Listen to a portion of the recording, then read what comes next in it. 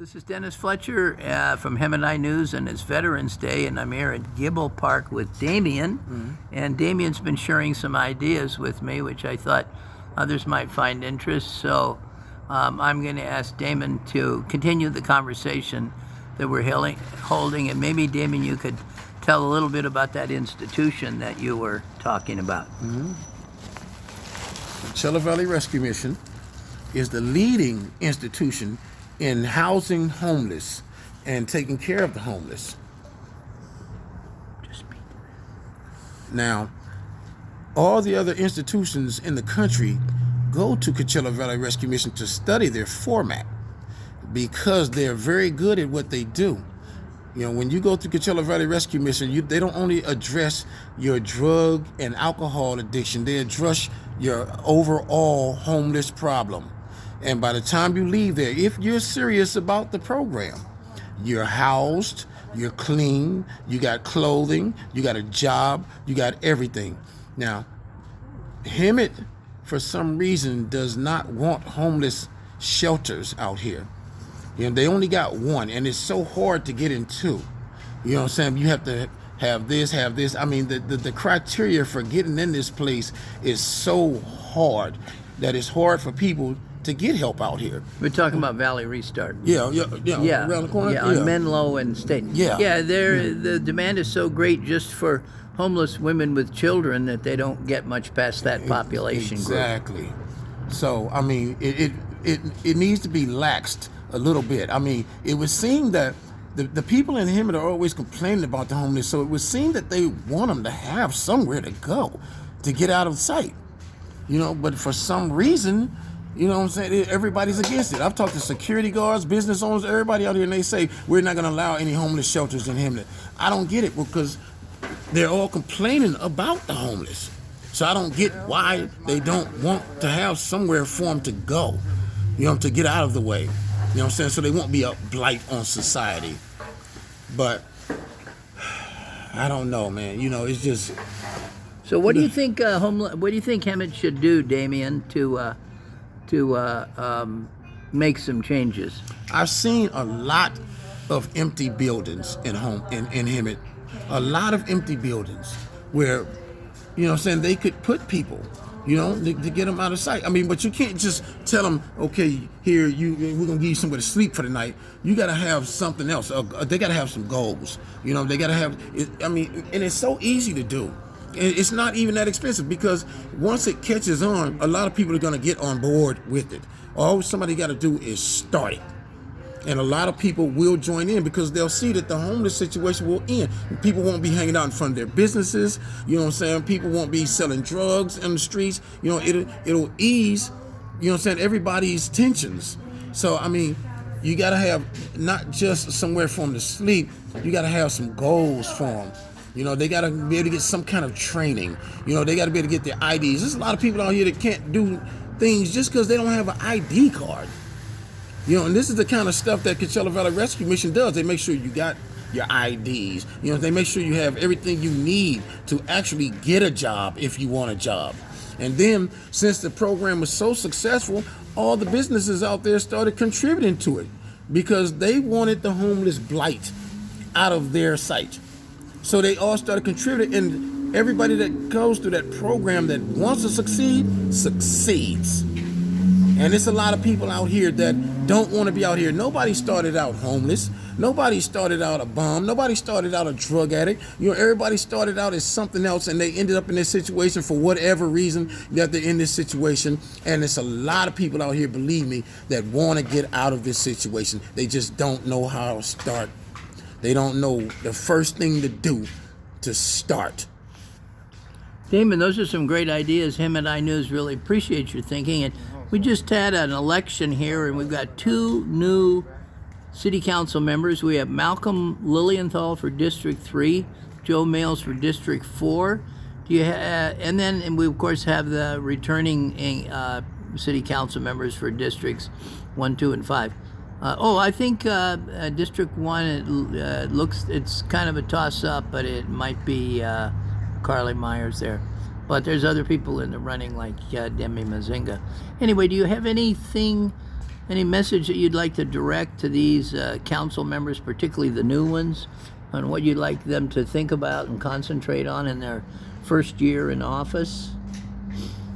Well, like I said, my biggest qualm is the homeless situation out here, and people that actually want help and don't know how to ask for it, don't know who to ask it from. You know what I'm saying? But if there was somewhere they could go, I guarantee you there's a lot of people out here that would go there. You know, and if they knew they could receive some kind of help to get back their lives, you know, because a lot of people just lost their lives out here, you know. They're drug addicts and whatever because, you know, they fell into whatever kind of situation, but they want to get back to normal and they just don't know how. And if they only had somebody that they could go to and ask for help, you know what I'm saying, a lot of them would take advantage of the services if the services were available to them. Now, Damon, in your own particular case, is there one particular thing that would help you more than anything else if the city could provide you with some level of assistance? Well, the problem I've seen in Hemet, because I work for temp agencies, so I'm usually working, but I've been out of work for a few months, and they took my car, so now it's hard for me to get to work because every job leads through that canyon. And without a car, it's almost impossible to get to work. And there's no jobs in Hemet. They got jobs, but they only like to hire young kids out here. They like pretty faces at the counters. You know, it's rare that you see, and I mean, as a businessman myself, you know, I understand, you know, saying their marketing agenda, you know, but, you know, there needs to be, you know, even if it's just piecework, it needs to be something, you know, regular people can do that they can get to. Because, I mean, every job leads through that canyon. If you don't have a car, you're not getting to the job because regular people, they're not getting jobs in Hemet. Are you talking about Lamb Canyon to Banning and Beaumont? Yeah. Okay. Every job I get, I got to drive through that canyon. Since they took my car, I can't go to any job now because Hemet is not hiring old black people and old white people. They want pretty young faces at the counters. That's you and me, Damon. Yeah, exactly. You know, We're both in trouble. You know, so Now, I mean, do you want to tell us anything about the circumstances of how you lost your cars? Because I've heard a lot of stories about how cars were lost through no fault of the owner and they can't afford to get them out of the tow truck yard afterwards. Yeah, well, I didn't have registration. It was a recent purchase. I'd only had the car a couple of months. I never had the money to get the registration up because the owner sold me the car and they didn't tell me it was behind by 3 years. Okay. You know, I thought it was behind by 1 year, so I bought the car. So you have to pay the registration? Yeah, when every it's time you behind? buy a used car, any old registration that's old, you have to pay it up to date. You know what I'm saying? It would have cost me like $1,800 for a car that I only paid $600 for. Yeah. You know what I'm saying? So, I mean, Not worth it, right? Yeah, I never could catch up enough to pay up that registration. So that's what they used to seize my vehicle. And what options did they give you? Did they give you any kind of a break on paying that? Did the DMV say we'll No, pay I half can't even- now and half later or anything like that? No, I never even talked to DMV because I already knew from prior experience that DMV was going to want all their money up front because DMV gives no breaks. I don't care what city you are. DMV does not do breaks. You know, you're not paying a quarter or half or nothing. DMV wants all of their money Up front. up front. You know what I'm saying? Okay. They want all of their money or nothing. Well, now, I told you a little bit about Sue Savage, our new treasurer for the City of Hemet. Mm-hmm. She manages basically the investment funds. She's not fixing the potholes and realigning money. She's just investing it better. But the interest that comes off that investment might make the city a stronger city in the long run. Is there any kind of a message that you might have for her or the other people that are managing the financial resources of Hemet? Well, like I said, my biggest pet peeve in Hemet is the fact that they have no resources for the homeless, but they're always complaining about the homeless. So I mean, if they just put just a small portion of that money into starting something to get people off the streets. I mean, look how cold it is out here. People out here sleeping under tables and stuff. You know what I'm saying? I mean, it's freezing out here. 43 degrees last night, Yeah. I think. I mean, I mean, it would help everybody. All the business owners would be glad. You know what I'm saying? The homeless people will be, happy because they got something to do and somewhere to go.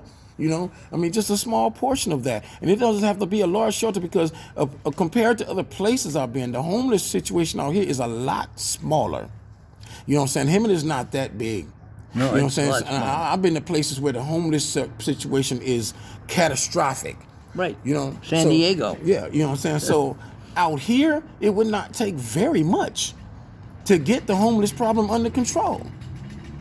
And if we don't get it under control, it could turn into another San Diego. Exactly.